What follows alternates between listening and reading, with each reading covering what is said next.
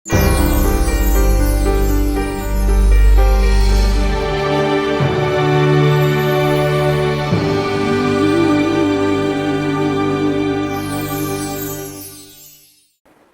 దుఃఖింతురు కానీ మీ దుఃఖము సంతోషముగా మారును.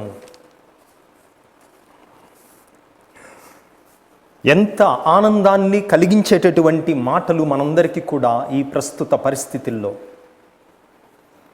ప్రపంచమంతా కూడా దుఃఖిస్తూ ఉంది, ఏడుస్తూ ఉంది, కంటతడి పెడుతూ ఉంది కరోనా వ్యాధి వల్ల.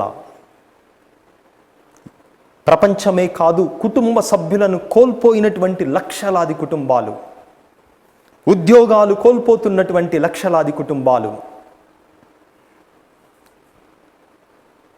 తామెందుకు బయటకు వెళ్ళి తమ స్నేహితులతో ఆడుకోకూడదు, కలవకూడదు అని అర్థము కాని ఏడ్చేటటువంటి చిన్నారి బిడ్డలు, స్కూల్కి వెళ్ళేటటువంటి బిడ్డలు, రేపేమవుతుందో తెలియని అనిశ్చితితో దుఃఖించేటటువంటి ప్రజలు, మనందరికీ కూడా ఈరోజు ప్రభువు ఆనందకరమైనటువంటి వార్తను అందిస్తున్నారు. మీరు దుఃఖింతురు కానీ మీ దుఃఖము సంతోషముగా మారును. మానవ జీవితానికి దుఃఖానికి అనగా కన్నీటికి విడదీయరాని సంబంధం ఉంది.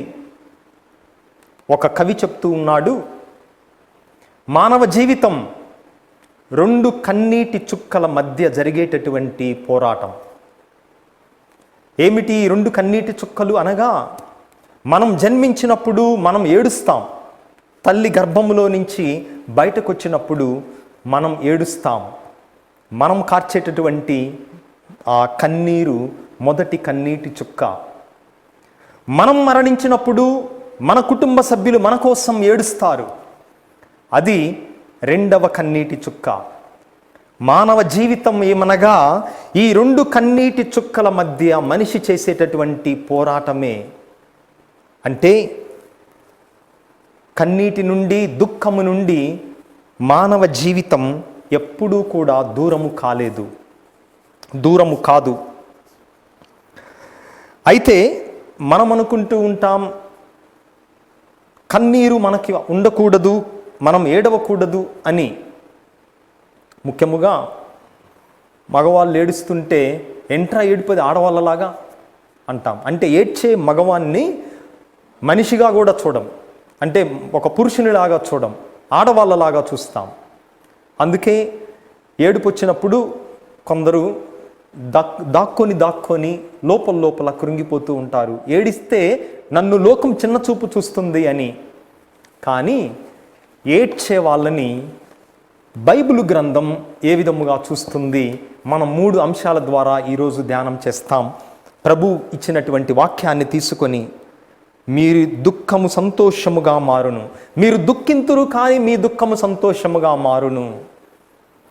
మొట్టమొదటిగా కన్నీటిని దేవుడు ఏం చేస్తాడు? ఈరోజు మనం 3 అంశాలు ధ్యానం చేస్తాం కన్నీటి గురించి, దుఃఖము గురించి. కన్నీటిని దేవుడు మొట్టమొదటిగా ఏం చేస్తాడు అనగా, కన్నీటిని దేవుడు చూస్తాడు. మనుషులు కార్చే ప్రతి కన్నీటి బొట్టును, కన్నీటి చుక్కను దేవుడు గ్రహించకుండా, చూడకుండా ఉండడు. ఆదికాండం 21వ అధ్యాయములో మనకు ఒక సంఘటన చూస్తూ ఉన్నాం. సారా అబ్రహాముతో చెప్తూ ఉంది, బానిస అయినటువంటి హాగారు ద్వారా జన్మించినటువంటి ఇష్మాయేలు గురించి, బానిస గురించి సారా చెప్తూ ఉంది 10వ వచనములో. ఈ బానిస తొత్తును దాని కొడుకును ఇంటి నుంచి గెంటివేయుము. ఈ దాసీపుత్రుడు నా కుమారుడు ఈసాకుకు వారసత్వముగా సమానముగా ఉండుట నేను సహించలేను అని చెప్పినప్పుడు అబ్రహాం ఎంతో బాధపడ్డాడు ఈ సారా మాటలు విని. అయితే సారా మాట కాదనలేక అబ్రహాం ఏం చేస్తున్నాడు, వీళ్ళిద్దరిని పంపించి వేస్తున్నాడు. చీకటితోనే రొట్టెల మూటను, నీళ్ల తిత్తిని తెచ్చి హాగారుకిచ్చి కుమారుని ఆమె భుజముల మీద నుండి ఉంచి ఆమెను పంపివేశాను. ఎవరు గుర్తుకొస్తున్నారు మనకు ఈరోజు? కూలీలు. సంకన బిడ్డను, ఇంకొక ప్రక్క వాళ్ళ యొక్క వస్తువులను మోసుకొని వందల కిలోమీటర్లు వెళ్తున్నటువంటి కూలీలు మనకు గుర్తుకొస్తున్నారు. ఆ కూలీల వల్లే ఈ దాసి బానిస అయినటువంటి హాగారు బిడ్డనెత్తుకొని అరణ్యములో దిక్కుచోచక తిరుగారుచుండెను. తిత్తిలోని నీరంతయు అయిపోయింది. ఈరోజు చూస్తున్నాం, వీళ్ళకు కూడా తాగటానికి నీళ్లు లేవు, తిండి లేదు. ఆ పసిబిడ్డను ఒక పొద క్రింద పడవేశాను ఆ తల్లి. పొదకు ఒక వింటివేత దూరముగా కూర్చుంది. పొదలో పడవేసి కొంచెం దూరంగా కూర్చుంది. ఆ విధముగా కూర్చొని ఏం చేస్తుంది? 16వ వచనంలో మనం వింటూ ఉన్నాం, ఆమె గొంతెత్తి ఏడుస్తుంది. 17వ వచనం, దేవుడు పిల్లవాని ఏడ్పు వినెను. ఈ పిల్లవాని యొక్క కన్నీటిని చూచాడు దేవుడు. పిల్లవాని ఏడ్పుని విన్నాడు. పసిపిల్లగాడు. దేవదూత ఆకాశము నుండి, హాగారు, నీకేమి ఆపద కలిగినది? భయపడకుము. దేవుడు నీవు పడవేసిన చోటు నుండి పిల్లవాని ఏడ్పును విన్నాడు. ఇక లెమ్ము, పిల్లవానిని తీసుకొని చంకన పెట్టుకొనుము. అతడు ఒక మహాజాతికి మూల పురుషుడగును. దేవుడు ఆమె కన్నులు తెరిచెను. ఆమె నీటితో నిండిన నూతిని చూచెను. బిడ్డకు నీరిచ్చెను. చూసారా? పసిపిల్లగాడి ఏడుపు కూడా దేవుడు ఆలకిస్తాడు. ఆలకిచ్చి ఆదుకుంటాడు. కాబట్టి కన్నీటి గురించి మనం మొట్టమొదటిగా తెలుసుకోవాల్సినటువంటి అంశం, కన్నీటిని దేవుడు చూస్తాడు. మోషేను పిలిచినప్పుడు మోషే అడిగాడు,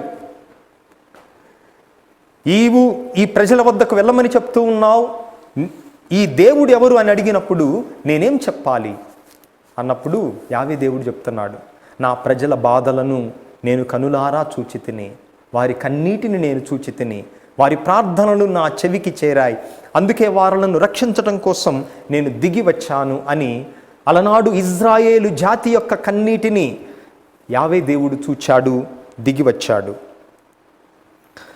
ఆ తర్వాత సామువేలు మొదటి గ్రంథంలో మనం వింటూ ఉన్నాం.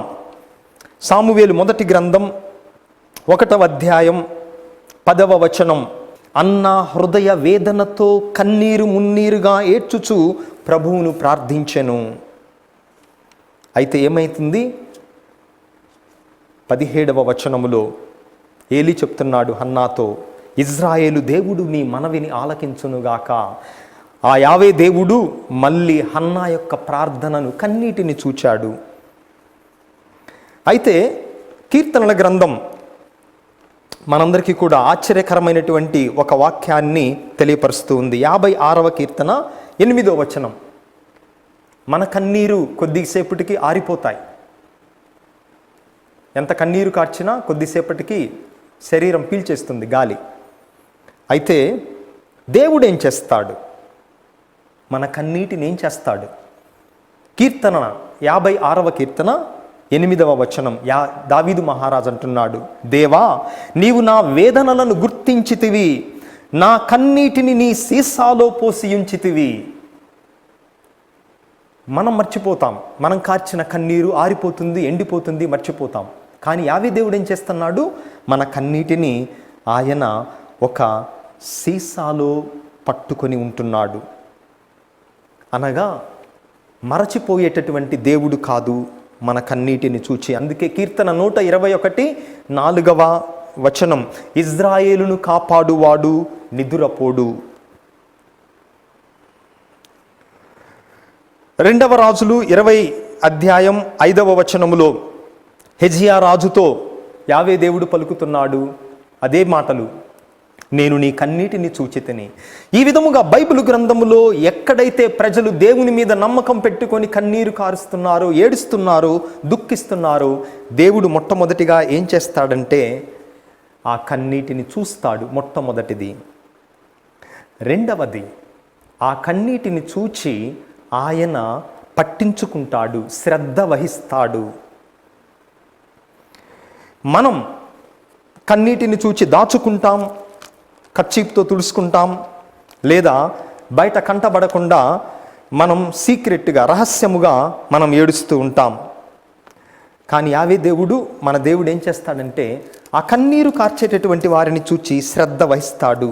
కీర్తన 147వ కీర్తన 3వ వచనములో యావే దేవుడు మరొకసారి దావీదు మహారాజు దేవునితో ఈ విధముగా పలుకుతున్నాడు. భగ్న హృదయుల బాధలు తీర్చి వారి గాయములకు కట్టుకట్టును. కన్నీరు కార్చేటటువంటి వారి యొక్క గాయములు తీర్చి, బాధలు తీర్చి వారి గాయములకు కట్టుకట్టును. అందుకే లూకాసు వార్త 7వ అధ్యాయం 13వ వచనములో ఆ నాయీను వితంతువును చూచాడు యేసుప్రభు. చూచి ఆమె కన్నీరు చూచి ఆయన హృదయం కరుక్కుపోయింది, కడుపు తరుక్కుని పోయింది. ఆమె మీద జాలి చెంది ఆ కుమారుణ్ణి తిరిగి లేపుతున్నాడు. అందుకే కీర్తన, దేవుడు ఎవరికి సమీపమున ఉంటాడు? మనం అనుకుంటాం జీవితం మొత్తం కూడా కన్నీరు కార్చకుండా సంతోషముగా ఉండే వాళ్ళు ఆశీర్వదించబడినటువంటి వాళ్ళు అనుకుంటాం. దేవుని యొక్క దీవెనను మనం దేనితో గుర్తిస్తాం అనగా, మనుషులు సంతోషముగా ఉంటే అదే దీవెన అనుకుంటాం. కానీ సంతోషముగా లేకపోవటం కూడా ఒక దీవెన. ఎందుకంటే కీర్తన 34:18వ వచనము, వేదన వలన గుండెలు పగిలిన వారికి ప్రభువు చేరువలోనే ఉండును. ప్రభువు సమీపంలో ఉండేది ఎవరికంటే, వేదన వలన గుండెలు పగిలిన వారికి ఆయన సమీపమున ఉంటాడు. ఆనందముగా ఉండేటటువంటి వాళ్ళకి అవసరం లేదు.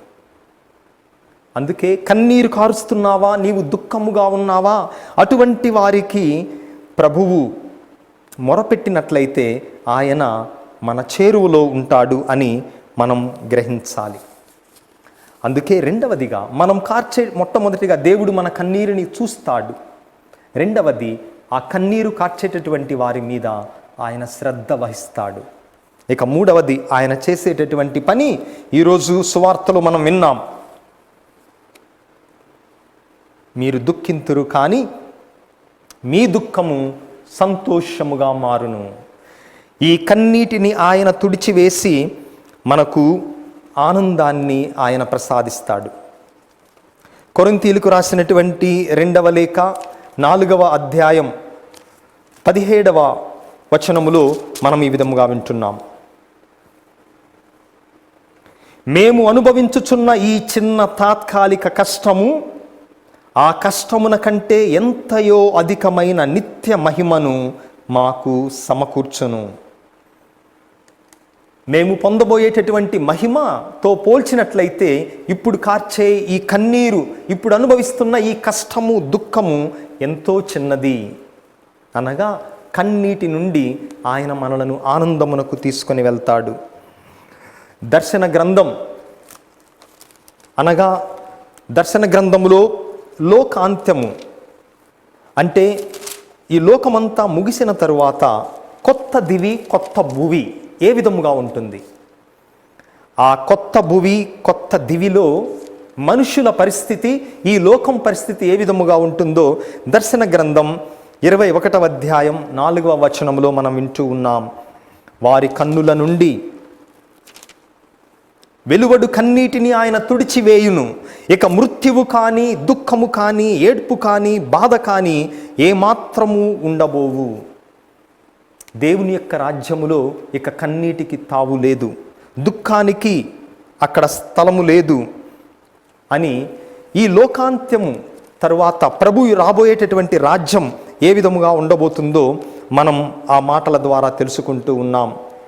ఇక చివరిగా 116వ కీర్తన 8-9 వచనాలలో దేవుడు మనకు ఒక చక్కనైనటువంటి సందేశాన్ని ఇస్తూ ఉన్నాడు.